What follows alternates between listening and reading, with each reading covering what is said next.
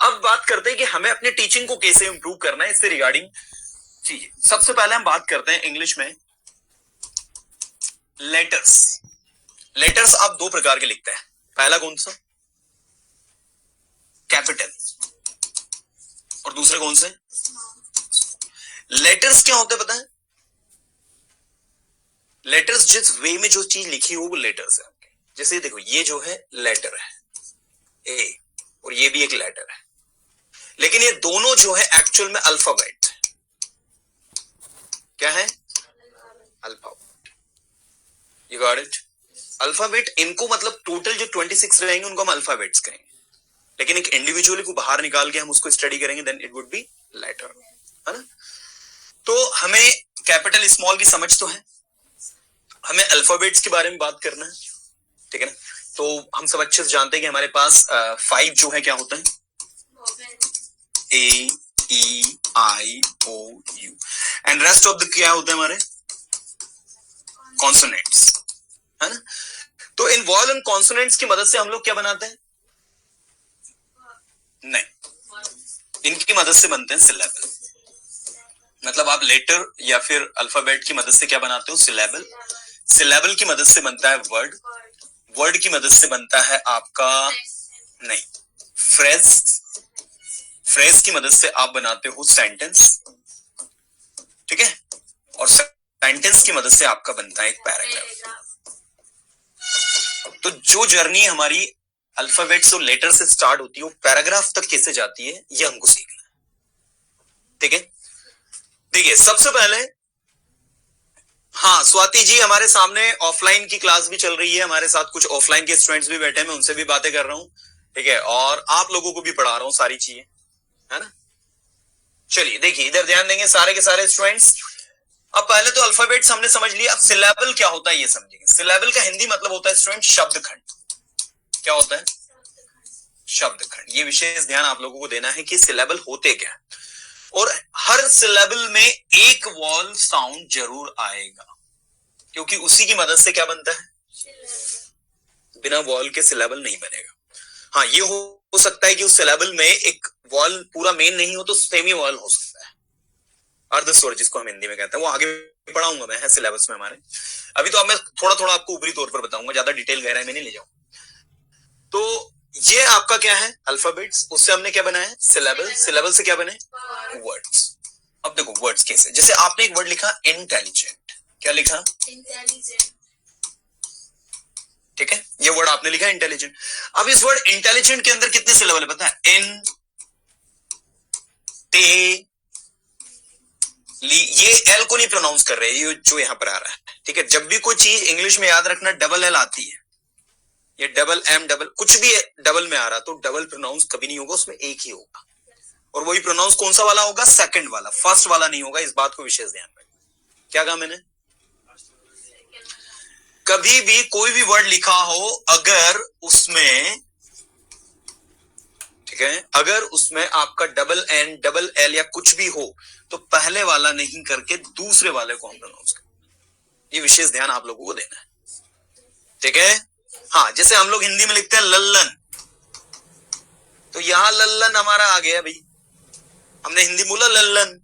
English में नहीं चलता ऐसा, ठीक है? इंग्लिश में ऐसा नहीं होता। अगर ऐसा इंग्लिश में होता तो इंटेलिजेंट, इंटेलिजेंट ऐसा कुछ हम प्रोनाउंस करते हैं इसको, है ना? इंग्लिश में जब भी कोई चीज डबल आ रही है तो उसमें से फर्स्ट वाली इग्नोर होती है, सेकंड वाली को प्रोनाउंस किया जाता है ना?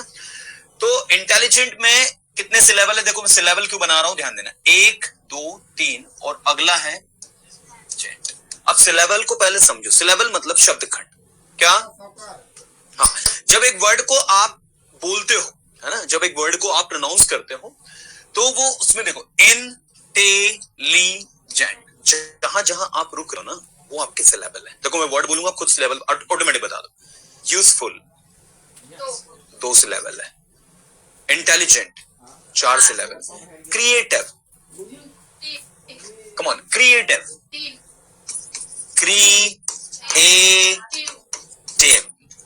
क्रिएटिव। लास्ट में ये जो आया ना, इसको नहीं मानते हैं, इसको एक ही पढ़ेंगे, एक ही सिलेबल है, क्रिएटिव, ठीक है ना? क्रिएटिव, ओके, इंटेलिजेंट, जैसा अभी हमने बोला था, यूजफुल, गॉट इट। अच्छा, इसमें कितने सिलेबल है? पेन एक ही, लेकिन पेंसिल समझ में आया नहीं है? पेन में एक ही सिलेबल, लेकिन पेंसिल में दो, पेन अलग है, सिल अलग है, पेंसिल, है ना? अच्छा, चेयर में कितने सिलेबल है? एक ही सिलेबल है, chair, right, chair, that is. चलो, सो उम्मीद करता हूं यहां तक सभी को समझ में आ रहा होगा। अब देखो, अगला जो है, वर्ड कैसे बने? सिलेबल के माध्यम से। किसके माध्यम से बने? हाँ, तो शब्दों की दो कैटेगरी हो जाती है, एक हो जाता है मोनोसिलेबिक और एक हो जाता है मल्टीसिलेबिक। ठीक है, ये मल्टीसिलेबिक और ये मोनोसिलेबिक। आप लोग जो है नोट डाउन भी करते चले चीजों को, बाकी इसका हम पीडीएफ भी आपको दे देंगे, मतलब जितनी भी स्लाइड्स है ना इसमें। देखो, ये जो स्लाइड्स है यहाँ से शुरुआत अपन करेंगे, तो ये जो भी कंटेंट इसके अंदर मैं आपको टीच कर रहा हूँ, सबकी आपको स्लाइड भी मिल जाएगी। नहीं, कोई दिक्कत नहीं ना, स्लाइड्स दे देंगे हम आपको। ले लो बैग, ले लो, आप कोई इशू नहीं। हाँ, ले लो, आप ले लो बैग, ले लो, कोई इशू नहीं। चलिए, अगला देखो आप तो उम्मीद करता हूं ये आपको समझ में आ रहा होगा कि ये क्या है एक्चुअल में। तो आपके वर्ड की दो कैटेगरी बन जाती है ना? सॉरी, आपके वर्ड दो प्रकार के होते हैं, मोनोसिलेबिक वर्ड्स और दूसरा मल्टीसिलेबिक वर्ड। ठीक है, तो मोनोसिलेबिक मल्टीसिलेबिक पहचान जाओगे पक्का? अच्छा, मुझे बताओ टेबल क्या है? टेबल मोनोसिलेबिक है कि मल्टीसिलेबिक?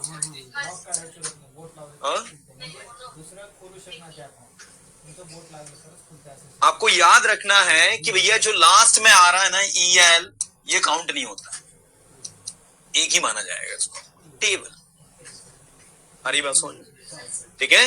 ये विशेष ध्यान आप लोगों को देना है। चलिए, फ्रेज की बात करते हैं। फ्रेजेस क्या होता है भाई? फ्रेजेस के लिए मैं थोड़ा सा ज्यादा गहराई में तो नहीं जाऊंगा, बट मैं चाहूंगा इसको आप सीरियसली लें, क्योंकि अगर आप एक टीचर बनना चाह रहे हैं ना, तो आपको फ्रेजेस की समझ होना बहुत जरूरी है। इसका हिंदी मतलब होता है वाक्यांश। क्या होता है? वाक्यांश। अभी मैं आपको फ्रेजेस को डिटेल में नहीं, बट छोटे छोटे आपको फ्रेजेस से बनाना सिखाऊंगा। बाकी noun phrases, adjective phrases, adverb phrases, prepositional phrases, है ना, इनकी अलग अलग कैटेगरीज आगे सिलेबस में एक्सप्लेन करूंगा, है ना, क्योंकि आपको पता होना चाहिए। अब जिस देखो, आपने लिखा बॉय, बॉय ने क्या हो गया? लड़का। बॉय ने क्या हो गया? लड़का। अब मैंने लिखा गुड बॉय, क्या हो गया ये? अच्छा।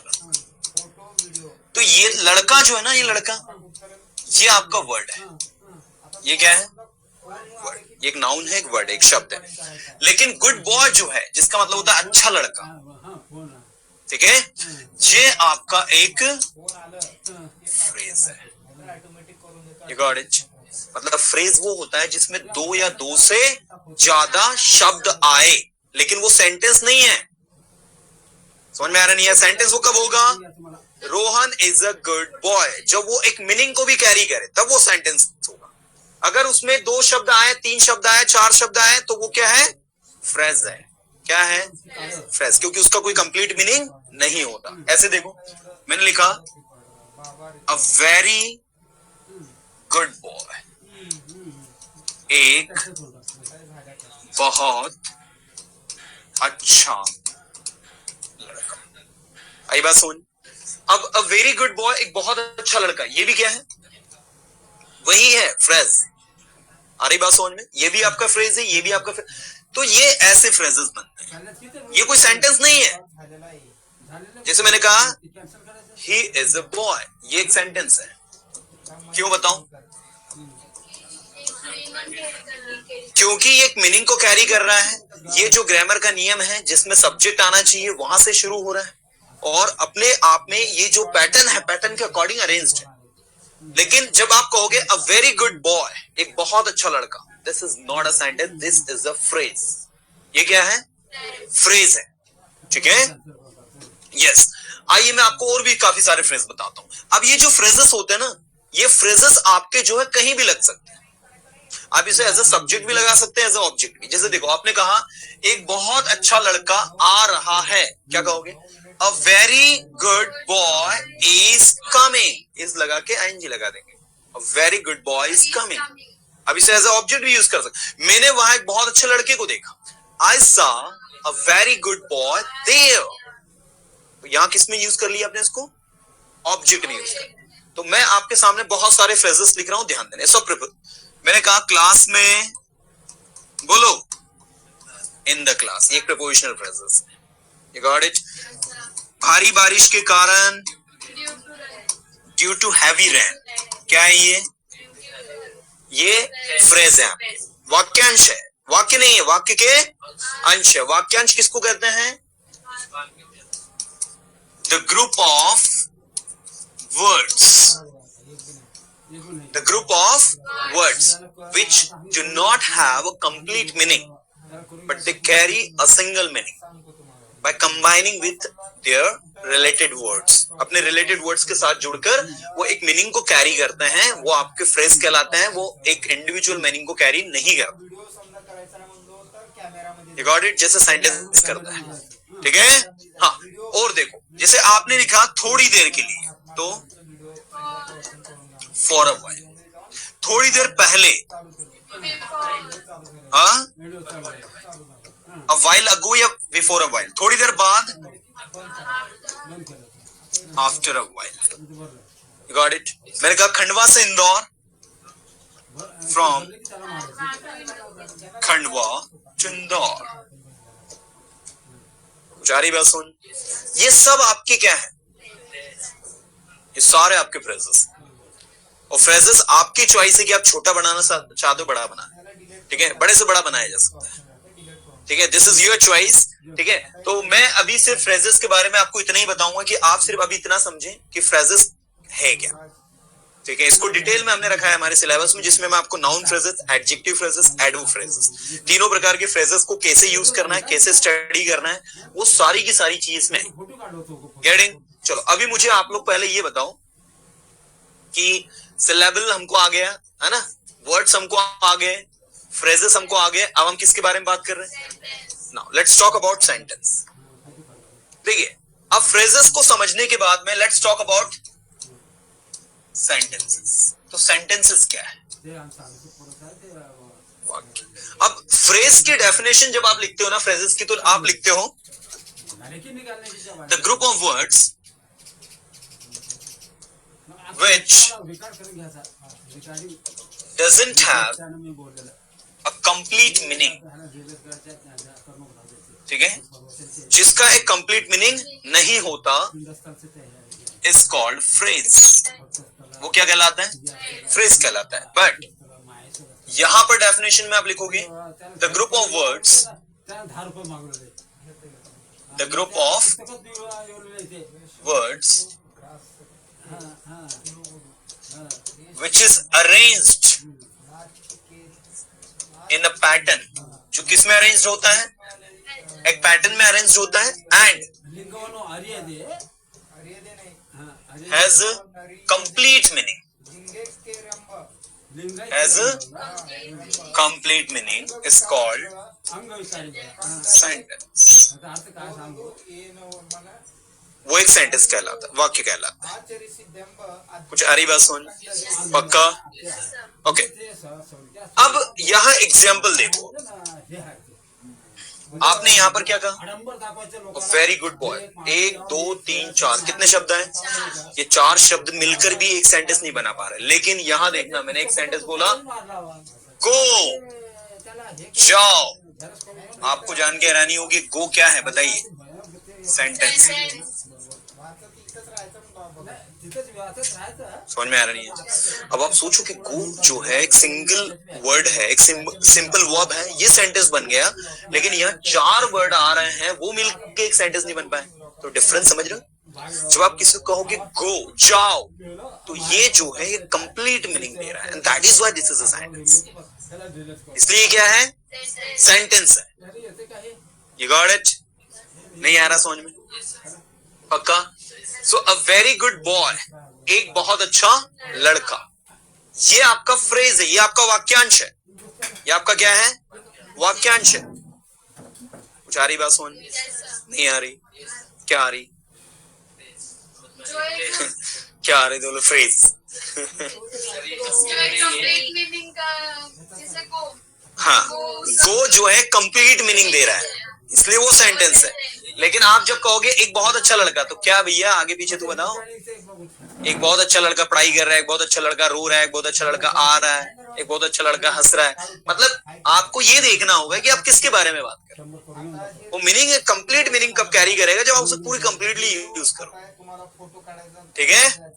हाँ, चलिए, उम्मीद करता हूँ भाई इधर भी सबको समझ में आ रहा होगा। और आप लोग पूछ ले जो भी आपको पूछे। आयशा पूछ रहे हैं sir, may we have this class recorded session 3 months advance course? Ayesha, I think you will have it because we have connected you in this particular course, so you might be able to get it. I think so. We'll see after the class that what happens, because we have never taken such a trial before in which we have allowed all the classes students. So first time we are having this trial, so we'll see after the class what will happen. Okay, देखिए यहाँ पर आप लोग, ये हो गया आपका क्या? सेंटेंसेस। अब ये गो आपका क्या हो गया? सेंटेंस हो गया है ना। अब इसको हमने सेंटेंस बना लिया, ठीक है। अब सेंटेंस यही नहीं, सेंटेंस में बहुत सारी चीजें होती है, ठीक है। अब सेंटेंस अगर हम स्टडी कर रहे हैं तो हमें सबसे पहले सेंटेंस के टाइप्स पता होना चाहिए, ठीक है ना। अब ये गो सेंटेंस है, आप बोलोगे आई एम गोइंग, सर ये भी तो सेंटेंस। अब I am going and I go या गो, कैसे किस प्रकार के सेंटेंसेस है? तो आपको बताना चाहूंगा स्टूडेंट, सेंटेंस की मेनली इंग्लिश में 5 कैटेगरीज होती है। कितनी कैटेगरीज होती हैं? 5। 1 2 3 4 और 5, ठीक है।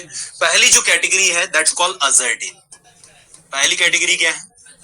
Assertive sentence. Assertive sentence in Hindi they are called कथनात्मक वाक्य। कौन से वाक्य? हाँ, चूंकि हमें हिंदी मीनिंग नहीं लर्न करने हैं, बट हमें पता होना चाहिए। Sometimes when we teach our students, तो वो आपसे पूछ लेगा, सर ये असर्टिव क्या होता है? मैम ये असर्टिव क्या होता है? फिर आपने बोला नहीं ये असर्टिव ही होता है बेटा। वो समझ जाएगा, रॉन्ग नंबर है। तो आपको रॉन्ग नंबर नहीं बनना है। समझ में आ रहा है नहीं आ रहा? हाँ, हमको कौन सा नंबर बनना है? हाँ, राइट नंबर बनना। और राइट नंबर बनने के लिए ट्रेनिंग में हर एक चीज को हमें क्या करना होगा? हाँ, हर एक चीज को सीखना होगा। ये देखो हमारे रितेश द्विवेदी जी ने पूरे 5 सेंटेंस लिख दिए। रितेश जी बहुत अच्छी बात है।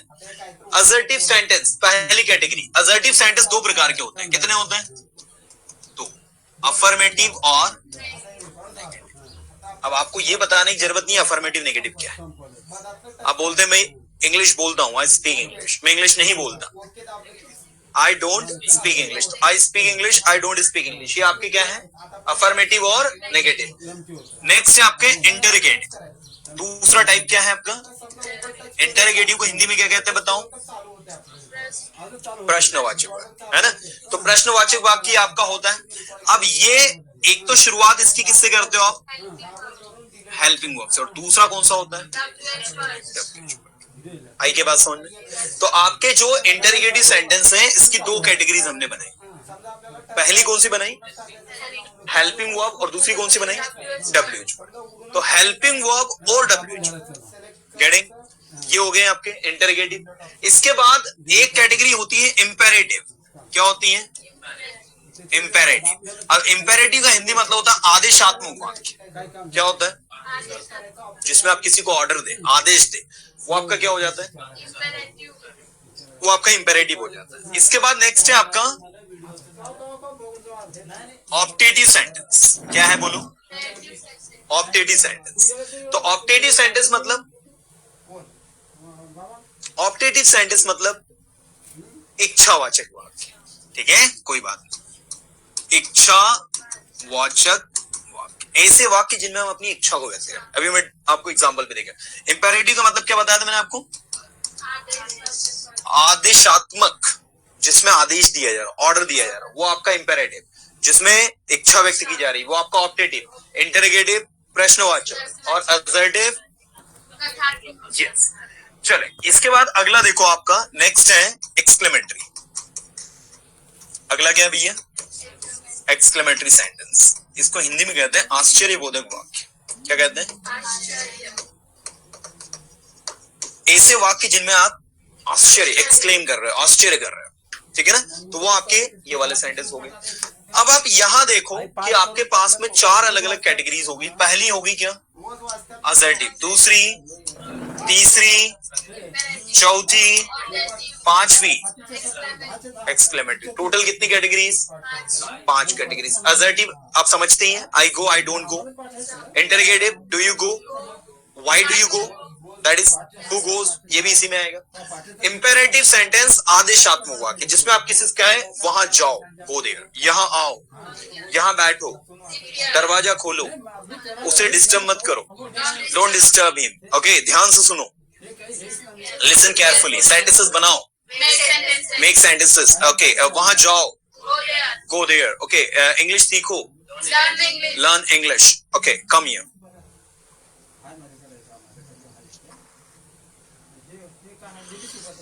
Yes, what's your name? Tapas. Tapas. Yes. Okay, everyone, we have Tapas in the studio and we'll see how he's going to speak the imperative sentences. So Tapas, you have to speak. Yes, sir. So you are attending the teachers training class today. Yes, You sir. are looking excited. Yes, sir. Really? Yes, sir. Okay, now you can say hi to our classmates, those who are attending the session. Hi, all friends. Okay, come forward a little bit. Okay, so are you comfortable to speak? Yes, sir. Really? Yes, sir. Okay. बोलो, Speak. मत बोलो, Don't speak. कभी मत बोलो, Don't never speak. don't never Sorry, speak, sir, never speak. never speak. Yes, sir. Okay, वहां जाओ, Go there. यहाँ आओ, Come here. come here, sentences बनाओ, Make sentences. make sentences. Okay, Yes. दूसरों की मदद करो, Help others. help others. Okay, लिखो, Write. right, बोलो, Speak. sentences सीखो, Learn. Make sentences. learn sentences. Learn. Okay, आपने वो स्टार्ट स्टॉप भी पढ़ा होगा, वो भी सब आपके ही है। मैंने कहा बोलना शुरू करो, Speak. Start speaking. Start speaking, बोलना बंद करो, Stop speaking. Stop Speaking. Speaking. ठीक है, ये सारी चीजें हमको आती है ना। Yes, sir. ओके, मैंने कहा लिखते रहो, Keep writing. कीप राइटिंग, बोलते रहो, Speak right. Keep Keep speaking, speaking. Sentences बनाते रहो, Make sentences. Keep making sentences, Keep. दौड़ते रहो, Keep running. Keep running. Okay, तब बस where are you from? Sir, I am from Odisha. You are from Odisha. Yes. So from Odisha you are over here. Yes. You are enjoying in Khandwa. Yes, sir. अच्छा लगता है खंडवा में? Yes, sir. And in Odisha where you are from? Bhadrak district. Bhadrak. Yes. Okay, okay. Is there anyone in the class who is from Odisha? देखिए, हमें क्या करना है, अभी मैं आपको ये भी बताऊंगा कि आपको प्रैक्टिस कैसे करवानी है, ठीक है, वो तो नेक्स्ट लेवल पर अपन जाएंगे तब। बट सबसे पहले तो ये पढ़ना है हमें, और उसके बाद में फिर हम लोग डिस्कस करेंगे कि आपको स्टूडेंट से बैक टू बैक सेंटेंस कैसे पूछना है। और ये तभी पॉसिबल हो पाएगा जब आप एक एक टॉपिक के, जैसे मान लीजिए आपने टेंस पढ़ा, तो टेंस के करीब आपने 2000 to 3000 सेंटेंसेस आपने बनाए, और वो बनाने पड़ेंगे। समझ में आ रहा नहीं आ रहा है? जैसे आपने टेंस पढ़ा तो टेंस के कम से कम 2-3 हजार सेंटेंसेस आपको बनाने हैं। मॉडल हुआ वो आपने पढ़ी तो 2000-3000 सेंटेंसेस उसके बनाने, मतलब कहीं कहीं आप जब ज्यादा से ज्यादा सेंटेंसेस बनाओगे तो आप इन चीजों की यूज टू होगे ना। चलो अभी इधर देखेंगे अपन। तो सबसे पहले हम लोग जो है यहाँ पर ये है हमारे सेंटेंसेस, है ना, इसमें है assertive, interrogative, imperative, optative, exclamatory, और ये सारी की सारी चीजें आ गई। और कहीं न कहीं समाउ सेंटेंसेस की हमने कैटेगरीज को भी समझ लिया। ऑप्टेटिव सेंटेंस में आपको बता रहा था, है ना। देखिए ऑप्टेटिव सेंटेंस की जब बात आती है तो ऑप्टेटिव का इंपेरेटिव तो आपको समझ में आ गया, इसका हिंदी मतलब होता है इच्छावाचक वाक्य। ऐसे वाक्य जिनमें आप अपनी इच्छा व्यक्त कर रहे हो। जैसे आपने किसी के लिए, आपके भाई के लिए आपने कहा कि मे माय ब्रदर, आपके भाई का रिजल्ट आने वाला, मान लीजिए आपने कहा ईश्वर करे मेरा भाई अच्छे नंबरों से पास हो जाए, तो आप क्या कहोगे? मे माय ब्रदर, क्या बोलोगे? ये दुआ कर रहे हो आप अपने भाई के लिए, इसलिए कहोगे may my brother pass with good marks. ठीक है, और इसमें ये मार्क, इस तरीके का आपको मार्क यूज करना है। ठीक है, क्वेश्चन मार्क नहीं लगाना, आपको ये नहीं सोचना कि मे से सेंटेंस स्टार्ट हुआ तो लास्ट में क्वेश्चन मार्क लगा, क्योंकि ये क्या है? हाँ, इच्छावाचक वाक्य है। ऐसे देखो दूसरा सेंटेंस, मैंने कहा may my sister do it well, ईश्वर करी मेरी बहन इसे अच्छे से कर पाए। ठीक है, मे गॉड ब्लेस यू, ईश्वर आपको आशीर्वाद दे। ठीक है, आप किसी सामने वाले के लिए दुआ कर रहे हो, may you pass with good marks, ईश्वर करे आप अच्छे नंबरों से पास हो जाए। ये सारे सेंटेंस आपके क्या है? Optative sentence. कौन सा सेंटेंस? Optative sentence. तो ऑप्टेटिव सेंटेंस ऐसे सेंटेंसेस को कहते हैं जिनमें हम इच्छा व्यक्त करते हैं। ये बहुत कम होते हैं, गिने चुने होते हैं। समझ में आ रहा है? सबसे ज्यादा संख्या में आपको जो सेंटेंस मिलेंगे वो असर्टिव मिलेंगे। Tapas you have to speak, so you are attending the teachers training class, पर रिसर्च करना है कि ये क्यों आया, ऐसा क्यों यूज हुआ, तो आप इन चीजों के यूज टू हो गए ना। चलो अभी इधर देखेंगे अपन। तो सबसे पहले हम लोग जो है यहां पर ये है हमारे सेंटेंसेस है ना, इसमें है assertive, interrogative, imperative, objective, exclamatory और क्या कहोगे? मे माय ब्रदर, क्या बोलोगे? डू इट वेल, ईश्वर के लिए मेरी बहन इसे अच्छे से कर। सारे सेंटेंस आपके क्या है? Objective sentence. कौन सा सेंटेंस? Objective sentence. तो ऑब्जेक्टिव सेंटेंस ऐसे सेंटेंसेस को कहते हैं जिनमें हम इच्छा व्यक्त करते हैं। ये बहुत कम होते हैं, गिने चुने होते हैं। समझ में आ रहा है? सबसे ज्यादा संख्या में आपको जो सेंटेंस मिलेंगे वो असर्टिव मिलेंगे, इंटरोगेटिव मिलेंगे और इंपेरेटिव। बाकी ऑब्जेक्टिव और एक्सक्लेमेटरी बहुत ही रेयरली यूज होते हैं, बहुत कम यूज होते हैं। मतलब स्पीकिंग में सबसे ज्यादा यूज किन सेंटेंसेस का होता है? Assertive, interrogative and imperative. हाँ, ऐसा नहीं कि ऑब्जेक्टिव एक्सक्लेमेटरी बिल्कुल नहीं होते हैं ये भी। जब आप आश्चर्य को व्यक्त करते हैं तो exclamatory, wow what a beautiful scene, you know, that is. तो आपने जो है आश्चर्य को व्यक्त किया। तो जब ऐसी सिचुएशन रहती है तो वहां पर क्या होता है? वो एक्सक्लेमेटरी होता है। जैसे आपके घर में किसी ने कुछ सेलफोन वगैरह खो दिया, कुछ तोड़ दिया, what you have lost your cellphone, where did you lose it, you know. So क्या आपने सेलफोन खो दिया? तो ये भी क्या है आपका? एक्सक्लेमेटरी सेंटेंस है ना। तो आपके सेंटेंस की कितनी कैटेगरी होगी? 5। पहली कौन सी? असर्टिव, दूसरी इंटरोगेटिव, तीसरी इंपेरेटिव, चौथी ऑब्जेक्टिव, पांचवी एक्सक्लेमेटरी। तो 5 आप देख सकते हैं कि 5 टाइप के आपके सेंटेंसेस यहाँ पर हो गए। अब मुझे यहाँ पर सबसे पहले यहाँ तक आप बताइए कि यहाँ तक सबको डाइजेस्ट हो गए? कहीं कोई दिक्कत है किसी को? सच्ची मुच्ची? चलिए, तो अभी हमने जो सेंटेंस देखा, देखो मैंने आपको बताया कि इंग्लिश में आप लोगों को लेटर्स अल्फाबेट्स होते हैं, फिर आपके सिलेबल होते हैं, फिर आपके वर्ड्स होते हैं, फिर आपके फ्रेज होते हैं, फिर आपके, और उन्हीं सेंटेंसेस की मदद से आप क्या बनाते हो? पैराग्राफ। ठीक है, तो ये सब चीजें एक दूसरे पर रिलेटेड है। अब अगर आपको स्टूडेंट्स को इंग्लिश सिखानी है, क्या करनी है? उसको इंग्लिश सिखानी है, तो आप उसको पैराग्राफ से इंग्लिश नहीं सिखा सकते, आप उसको सिलेबल से इंग्लिश नहीं सिखा सकते। आप उसको इंग्लिश किन चीज की मदद से सिखा सकते हो? ये 3 चीजों की मदद से। एक तो वर्ड्स की मदद से, एक फ्रेज की मदद से, और तो हम जो भी पढ़ेंगे, हमारी ग्रामर में जो भी कंटेंट आएगा, वो वर्ड्स की ग्रामर आएगी, फ्रेजेस की ग्रामर आएगी और सेंटेंस की ग्रामर। कुछ आई बात समझ? ठीक है, आपको जो भी चीज हम पढ़ाएंगे ट्रेनिंग में, आप जो कुछ भी पढ़ोगे और जो कुछ भी आप अपने स्टूडेंट्स को भविष्य में पढ़ाओगे, it would be based on words, phrase and sentence.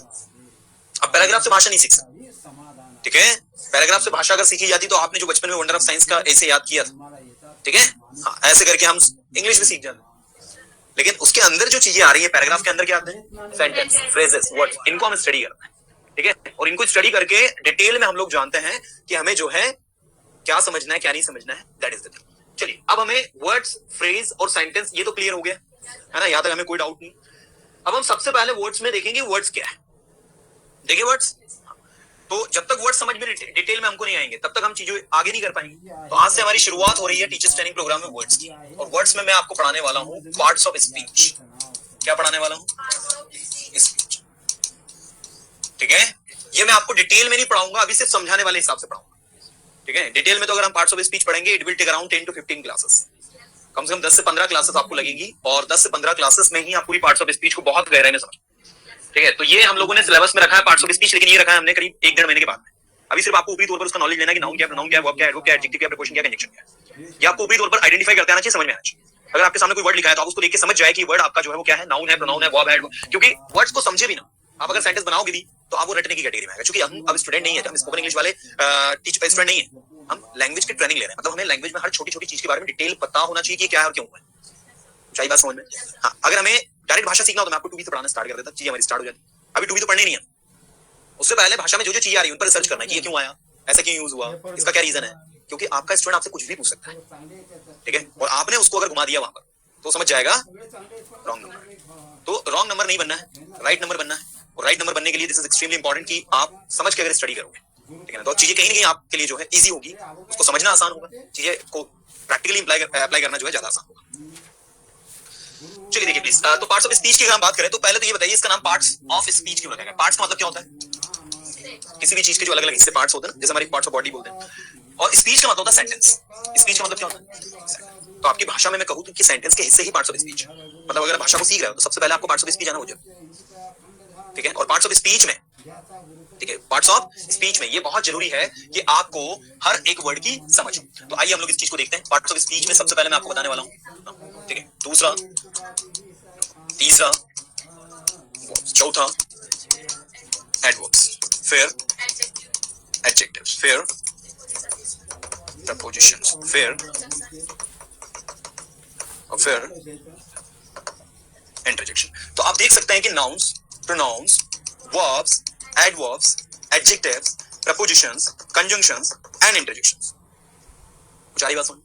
तो ये आपके सारे के सारे nouns, pronouns, verb, adverbs, adjective, preposition, conjunction and, इसमें सारी चीजें आ गई। अब आप बोलोगे सर आर्टिकल क्या है, तो आर्टिकल भी आपकी इसी में है। बिल्कुल, देखो पार्ट्स ऑफ स्पीच की अगर कोई डेफिनेशन पूछे आपसे कि क्या है, तो पार्ट्स ऑफ स्पीच की ऐसी कोई डेफिनेशन नहीं बनाओगे आप इंडिविजुअली, ठीक है। क्या होता है कि इन सबको एक ग्रुप में बांधकर हमने नाम दिया क्या, पार्ट्स ऑफ स्पीच। तो जैसे सेंटेंस की आप डेफिनेशन बना रहे थे, फ्रेज की डेफिनेशन बना रहे थे, ठीक है ना, और जो भी वर्ड आ रहे हैं वर्ब की, एडवर्ब की, प्रोनाउन की, नाउन की, ऐसे आपको पार्ट्स ऑफ स्पीच की भी कोई डेफिनेशन होगी, तो आप चाहे तो बना दो कि parts of speech is the group of all the parts, all the ingredients you can say that are used in a single sentence, they are called parts of speech। मतलब एक सेंटेंस के अंदर जो जो चीजें आती हैं, जैसे आप कुछ भी, आप इंग्लिश में मान लीजिए कुछ भी पढ़ रहे हैं, ठीक है, आप एक सेंटेंस पढ़ रहे हैं, न्यूज़पेपर पढ़ रहे हैं, कोई भी टेक्स्ट आप इंग्लिश का पढ़ रहे हैं, उसमें जो भी चीजें आएंगी वो इनसे बाहर नहीं होंगी, ठीक है। मान लीजिए आप एक इंग्लिश का न्यूज़पेपर पढ़,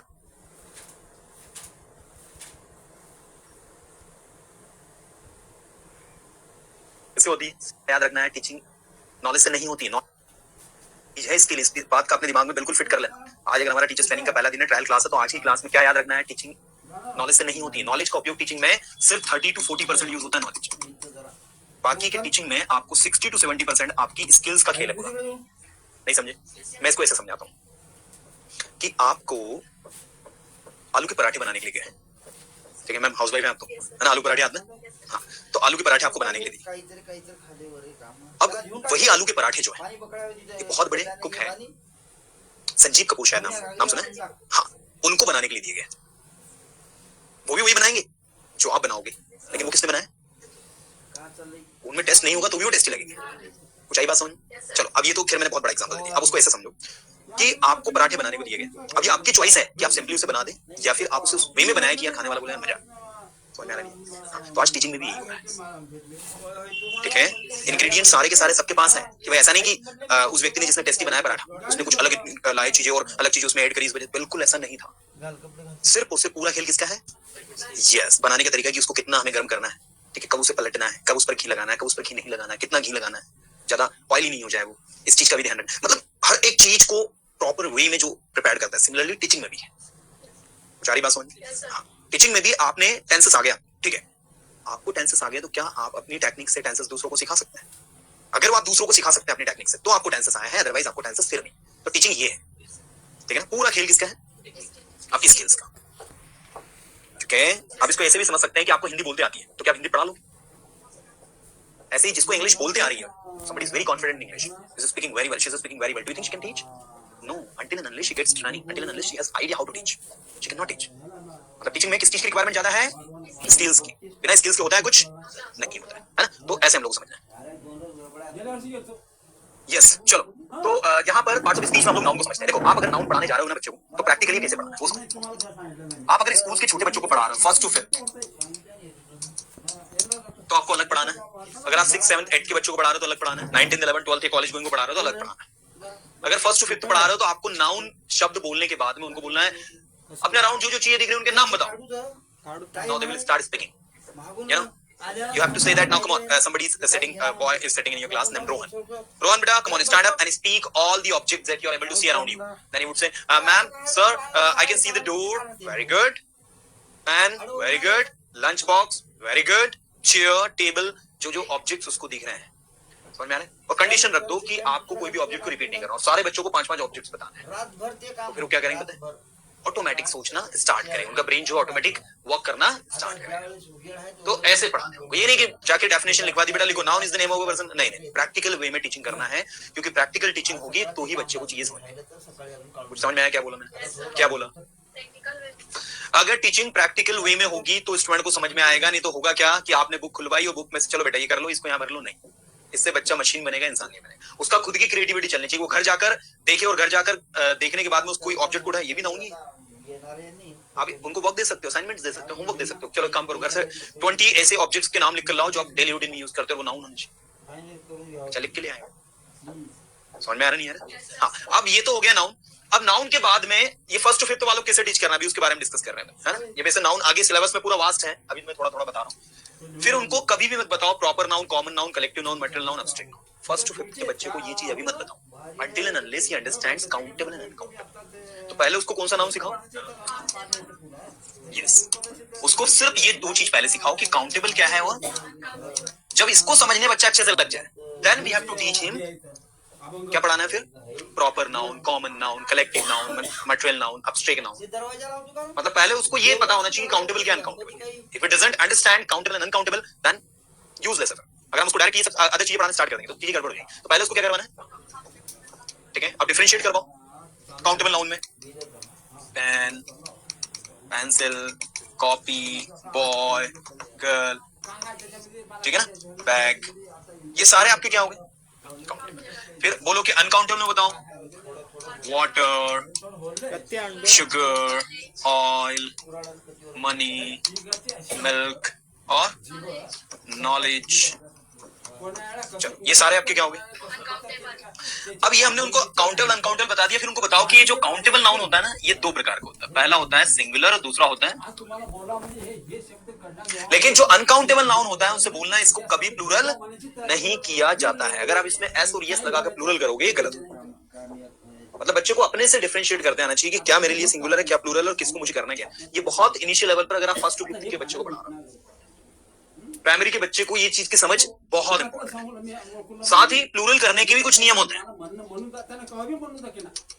आप ये कुछ सर्टेन वर्ड्स लगाकर प्लूरल करते हैं, ठीक है। कभी आप क्या लगाते हैं, कभी आप एस लगाते हैं, कभी आप ईएस लगाते हैं, तो कभी आप आईईएस लगाते हैं। ये तीन चीजों से आप किसी चीज को प्लूरल करते हैं। तो आपको उसे बताना है कि एस कब लगाना है, ईएस कब लगाना है और आईएस कब लगाना है। लेकिन उससे पहले ये भी उसको बताना है कि किसके साथ लगाना, नहीं तो सब में ही आईएएस, सब में एस और सब में अपने हिसाब से लगाते चले। सारी बात समझ। उसको ये आइडिया जरूर होना चाहिए कि पेन का प्लूरल अगर मुझे बनाना है तो मैं क्या लिखूंगा, उसको ये आइडिया होना चाहिए कि मुझे पेंसिल का अगर प्लूरल बनाना है तो मैं क्या लगाऊंगा।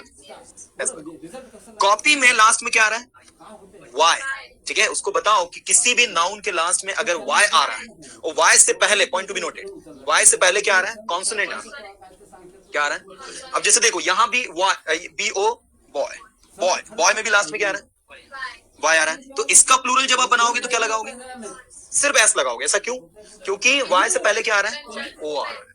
मतलब ये जो वाई आ रहा है यहाँ पर, ये आपका कॉन्सोनेंट की तरह काम कर रहा है। लेकिन ये जो वाई आ रहा है कॉपी में, इधर देखो, कॉपी, फ्लाई, क्राई, शाय, इनमें ये जो वाई आ रहा है, ये वाई आपका कॉन्सोनेंट नहीं है, ये आपका सेमी वॉयल है। क्या है, सेमी वॉयल, मतलब अर्धस्वर है।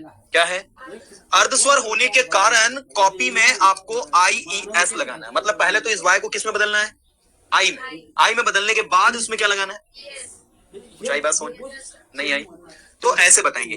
बॉय का क्या हो जाएगा, बॉयज, गर्ल का, काउ का। तो ये इस तरीके से आपका सिंगुलर से प्लूरल बनने का नियम। आई के बात समझ, क्या आई पहले तो बताओ। यस, ठीक है। मतलब मैं ये चाहता हूं कि आप जो भी चीज पढ़ाएं, you must know the logic behind it. आप कुछ भी पढ़ाएंगे तो आपको उसके पीछे का क्या पता होना चाहिए, लॉजिक पता होना चाहिए। ऐसा होता है कभी कभी, क्या बोल देते हैं हम, ऐसा होता है। ये तो बोल नहीं है कब, जब सच में हो रहा, लेकिन अगर उसके पीछे कोई लॉजिक छुपा है, we must as a teacher, ये हमारी ड्यूटी है, हमारी रिस्पॉन्सिबिलिटी है, हमारी जिम्मेदारी है कि हम अपने स्टूडेंट को सही नॉलेज दें, है ना। ये हमारी जिम्मेदारी है कि हम उसको सही चीज समझाएं। आ रही बात समझ, नहीं आ रही। हाँ, तो ये हो गया आपके काउंटेबल, सिंगुलर और प्लूरल हमने देख लिए। और ये क्या हो गया आपके अनकाउंटेबल। अब मुझे यहाँ पर आप सबसे पहले बताओ कि नाउन काउंटेबल अनकाउंटेबल समझ में आया। हाँ, नाउन यही नहीं है, नाउन को बहुत सारे बेसिस पे स्टडी करते हैं। 5 अलग अलग type, proper noun, common noun, collective noun, material noun, abstract noun, वो भी है सिलेबस में आगे पढ़ेंगे। इसके बाद नाउन को आप और डिटेल में स्टडी करोगे तो जेंडर बेसिस पे स्टडी करते हैं, है ना। Masculine gender, feminine gender, neutral gender, common gender, तो ऐसे 4 से 5 अलग अलग टाइप्स जेंडर के बेसिस पे हो गए। चार ही बात समझ में। हाँ, तो हमें चूंकि ये सारी चीजें इसमें गेन करनी है। चलिए, नाउन यहाँ तक सबको क्लियर हो गया। अब नाउन की डेफिनेशन की हम लोग बात करें कि नाउन की आप एग्जैक्ट डेफिनेशन क्या बनाओगे। ठीक है, नाउन की आप एग्जैक्ट डेफिनेशन क्या बनाओगे कि नाउन की कैसे आप इसको डिफाइन कर सकते हो। So all the living and non living things that exist on this planet, around our planet, that you can see, that you can touch, that you can feel are nouns. इससे बच्चा को पता है touch, feel, see, smell, you know, वो हर चीज आपकी क्या है, नाउन। जब आप ऐसा बोलते हो तो noun is a person, place, और थिंग, तो बच्चे की क्रिएटिविटी में मर जाती है। और जब आप उसको ये बोलोगे कि all the living and non living things that you can touch, that you can feel. तो पता है बच्चा आउट ऑफ बॉक्स फिर सोचेगा। एजुकेशन का उद्देश्य है बच्चे को मशीन नहीं बनाना, एजुकेशन का उद्देश्य है बच्चे के अंदर की जो क्रिएटिविटी है उसको जगाना। कुछ आ रही बात समझ? तो जो ट्रेडिशनल डेफिनेशंस चलती आ रही है हमारी टेक्स्ट बुक में या कहीं भी, इनसे हटके हमको स्टूडेंट्स को सर्व करना है। और ये तभी पॉसिबल हो पाएगा जब हम जो है उनको कहीं ना कहीं चीजों में को गहराई में लेकर जाएंगे, तब जाकर उनको चीजें समझ में आएंगी। तो होगा क्या, बच्चा वही सीखेगा जो आज से 20 साल पहले वाला बच्चा सीख रहा था। अरे नयापन क्या है, नवाचार क्या आया, इनोवेशन क्या किया फिर आपने? आज से 20 साल पहले जैसे पढ़ा जा रहा था अभी पढ़ा, इतना है कि पहले चौक और ब्लैक बोर्ड यूज कर रहे थे, तो आज आप स्मार्ट बोर्ड पर पढ़ा। बाकी एजुकेशन तो वही। अगर हमने नई चीजें अडॉप्ट करी है तो नई टेक्निक्स भी अडॉप्ट करनी पड़ेगी, नए आइडियाज भी लाने पड़ेंगे। आज टीचिंग में सबसे ज्यादा सुधार की जरूरत है, क्योंकि बच्चा टीचिंग को बोरियत मान रहा है, उसको इंटरेस्ट नहीं आ रहा पढ़ाई में। वो क्यों नहीं आ रहा पढ़ाई में इंटरेस्ट? उसको इसलिए इंटरेस्ट नहीं आ रहा है क्योंकि अदर चीजें टीचिंग से ज्यादा, अदर चीजें लर्निंग से ज्यादा इंटरेस्टेड है। मतलब अगर टीचिंग को इंटरेस्टिंग बना दिया जाए तो बच्चा इसमें भी एंजॉय करेगा। चारी बात नहीं आ रही। अरे अगर मुझे बताइए कि बच्चे को क्लासरूम में बिठाने पर बच्चे को नींद आ रही और उसके सामने टीवी चालू कर तो उसको मजा आ रहा है, इसका मतलब क्या हुआ कि बच्चे को टीवी देखने में मजा आ रहा है, लर्निंग में उसको मजा नहीं आ रहा। लर्निंग में मजा नहीं आ रहा तो इसका कारण क्या है? आप बोलोगे सर लर्निंग में इंटरेस्ट नहीं दिखा रहा, नहीं, उसके पास तो बहुत ऊर्जा है, उसको एंगेज करना है। समझ में आ रहा नहीं आ रहा? यस, उसको एंगेज करना है। लेकिन दिक्कत क्या है कि बच्चा अगर थोड़ा सा भी, ठीक है, इंटरेस्ट नहीं दिखा रहा तो टीचर्स उसके ऊपर टैग कौन सा थोप देता है, ये कमजोर है। उसके पेरेंट्स को बुला लेते हैं पीटीएम में, टीचर्स मीटिंग में, और क्या बोलते हैं, आपका बच्चा कमजोर है, इसको ट्यूशन लगवाओ। अब वो जब पड़ोस में ट्यूशन जाता है वो दीदी भी उसको बोलती है बेटा तू तो गधा है। अब जब आप किसी को बार बार सुबह शाम यही बोलोगे तू गधा है, सुबह स्कूल में टीचर गधे बोल रहे हैं, शाम में पड़ोस वाली दीदी उसको गधा बोल रही है, तो फिर बच्चे में क्या इमेज बनती है उसके दिमाग में, गधा तो समझ में आ रहा नहीं आ रहा? मतलब उसकी पोटेंशियल जो उसके अंदर था, जो कुछ कर सकता था, उसको हमने हमारे एजुकेशन सिस्टम में खत्म कर दिया। और फिर वही बच्चा आगे चल के जो है पढ़ाई में इंटरेस्ट दिखाता नहीं है, फिर पेरेंट्स के काम धंधे को संभालता है और उसमें बहुत क्रिएटिवली वर्क कर देता है। तो बोलते हैं यार ये तो काम धंधे वाला लड़का निकल गया, पढ़ाई में इंटरेस्ट, पढ़ाई में एक्चुअली उसको इंटरेस्ट उस टाइम भी था, लेकिन उस समय हम उसको समझ ही नहीं पाए।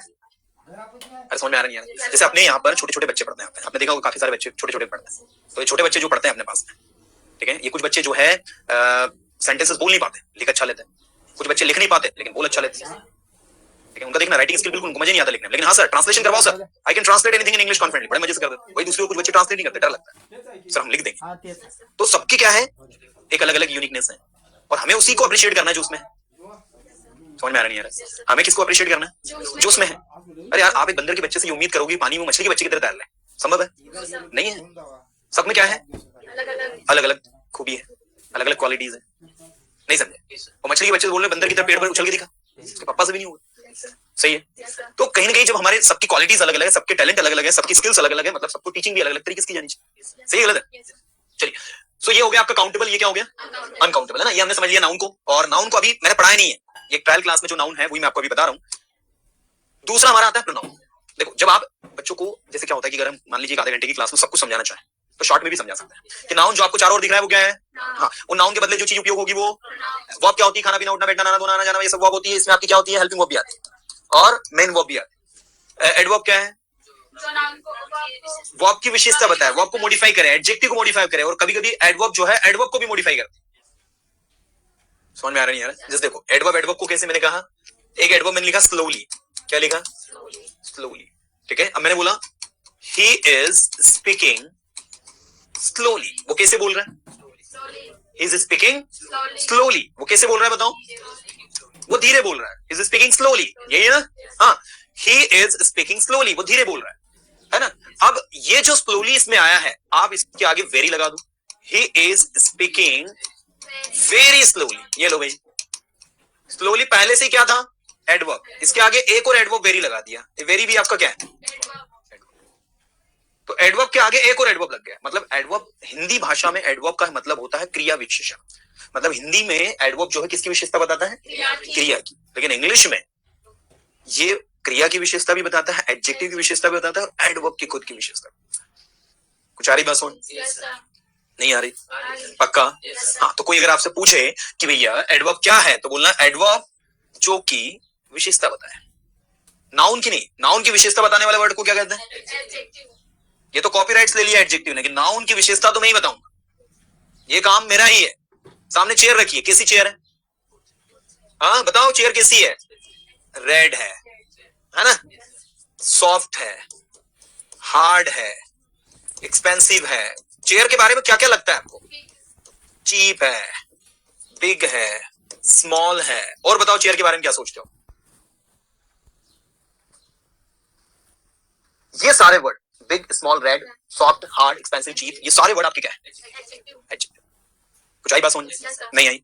पक्का? चलो, इसके बाद है आपका प्रपोजिशन। प्रपोजिशन जो नाउन या प्रोनाउन के आगे लगकर उसका संबंध दूसरे नाउन या प्रोनाउन से करे, वो आपकी क्या होती है? प्रपोजिशन। जैसे मैंने कहा मैं क्लास में हूं, तो क्या होगा? आई एम इन क्लास में, आई कौन है? प्रोनाउन। आई क्या है? प्रोनाउन। और क्लास क्या है? नाउन। तो आई का क्लास से जो संबंध है वो किसने बताया?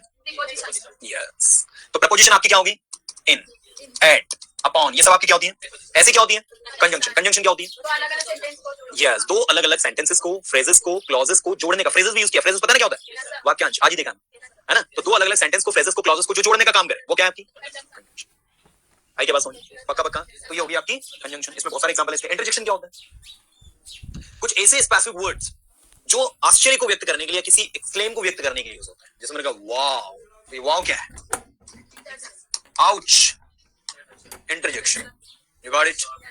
ठीक है, तो ये जो वर्ड है आपकी क्या होते हैं? लिमिटेड है। ठीक है, ये वर्ड क्या है? इनकी एक सीमा है। यस, अलास, ये भी कह सकते हो, दुख को व्यक्त करने के लिए, पीड़ा को, खेद को व्यक्त करने के लिए। चलो, अब हम बात करते हैं कि सर अंग्रेजी भाषा में वो कौन से शब्द है जो सबसे ज्यादा हो।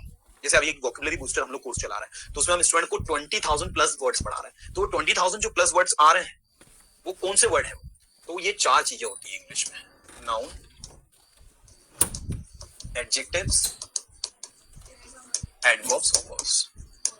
ये चार चीजें इंग्लिश में अनलिमिटेड है। अनलिमिटेड समझते हो ना? जिनकी कोई सीमा नहीं, जिनकी कोई लिमिटेशंस नहीं। ये बहुत सारे हैं, मतलब आप जितना पढ़ोगे उतना कम। आई बात समझ में? क्या क्या? Nouns, adjectives, adverbs and verbs. लेकिन ये जो चार बचे हमारे, कौन कौन से? प्रोनाउंस, प्रपोजिशन, कंजंक्शन और इंटरजेक्शन, ये लिमिटेड है। लिमिटेड मतलब समझते हो? हाँ। जितनी संख्या है उतनी ही है, उससे ज्यादा नहीं। आप सोचिए कि भाई प्रोनाउन और आप नए क्रिएट कर लो, पॉसिबल नहीं है। जितनी उनकी संख्या है, जितनी उनकी लिमिट है, उसी लिमिट में वो रहेंगे, उससे ज्यादा उन्हें नहीं बना सकते। तो कुछ चीजों की क्या है? लिमिट है, और कुछ क्या है? अनलिमिटेड है, मतलब उनकी कोई लिमिट नहीं। कुछ आई बात समझ में नहीं है? ठीक है, तो जो लिमिट में है वो भी हमें सीखना है, और जो अनलिमिटेड है उनमें से जो हमारे काम का टीचिंग में, वो भी हमें सीखना है। ये हमारा उद्देश्य है। चलो, अभी मुझे आप लोग ये बताओ कि क्या आपको यहां तक सबको समझ में आया? सच्ची मुच्ची? तब तक आपका पूरा मटेरियल भी तैयार हो जाएगा। देखिए, 2000 प्लस सेंटेंसेस हमें बनाना है। 2000 काम तो आप करोगे, लेकिन उसका रिजल्ट नहीं है। 1.5 घंटे की क्लास, मतलब आपकी क्लास जो है 2 आवर्स की रहेगी। कितने घंटे की रहेगी? इस 2 घंटे की क्लास में तो अटेंड करनी है, साथ में 1 घंटे का आपको राइटिंग वर्क भी मिलेगा। काम आ गया, कहीं बाहर चले गए, कोई इमरजेंसी आ गई, है ना? तो इस स्थिति में अगर क्लास नहीं हो पाई, तो फिर हम क्लास को सैटरडे करें। मतलब सप्ताह में 5 क्लास। क्या आपको 2000 सेंटेंसेस, मतलब टोटल अगर देखा जाए तो कितने सेंटेंसेस? 8000 सेंटेंसेस हमें बनाना है। समझ में आ रहा नहीं आ रहा? और 8000 sentences banana is not a big deal. ठीक है ना? नींद के मजे लिए जा रहे हैं। अच्छा, ऐसा है। ओके, सो कहीं ना कहीं समहाउ इस चीज को हमें समझना पड़ेगा कि to be, to have, tenses और मॉडल्स। टोटल कितने हमने बनाना है? 8,000। तो अभी से स्टार्ट नहीं करना है, पहले हम स्ट्रेटेजी समझेंगे, पैटर्न समझेंगे, उसके बाद इस चीज को हम शुरुआत करेंगे। चलिए, यहाँ पर ऑनलाइन में कोई स्टूडेंट्स कोई डिस्कशन किसी प्रकार का करना चाहते हैं तो वो रेजेंट कर सकते हैं, आपको बोलने का मौका मिल रहा है। और